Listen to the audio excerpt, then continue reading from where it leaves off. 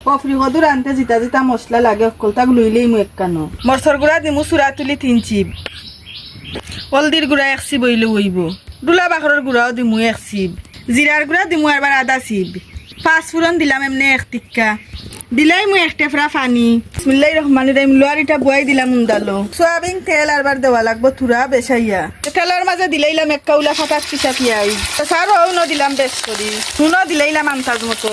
2টা তেজপাতাও দিলাম ফাটারে দিছি দিয়া দিলাম 6টা এলাচি 6টা গোলমরিচও দিলাইলাম লগে লগে আর লং তো না দিলে ওইতো নাই ডালচিনির লাহরিও দিলাইলাম কয়েকখান পেঁয়াজন বালা করি ঠানানির বাদে দিলাম এখন ফাটাত পিসা আদা সাইয়া দেখা তো খেমলা খান লাল করি মজাইছি এখন দিলাইলাম গুলা মশলা মশলা মজানির লগে লগে দিলাইলাম আস্তে আস্তে কতটি কাঁচামরিচ মশলারে বালা করি মজাই লাইছি দিলাইলাম এখন দেশি মুরগির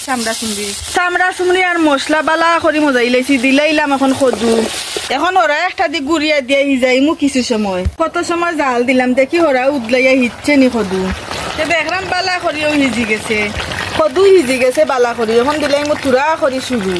এখন ওরা দিয়ে আরবার গুড়িয়া দিয়া দিমু তাসাইয়া কত সময় জাল যেত সময় দিছি তাসাইয়া জাল দেখি ওরা উদলাইয়া কিতো হইল অবস্থা মাশাআল্লাহ যে সুন্দর কালার হইছে আর এত মজার গেরান বার হইছে তো আই গেছে কি আমরা সিলেটের বিখ্যাত অফরি হদুর রান্দা এখন আমি লামাই লইমু।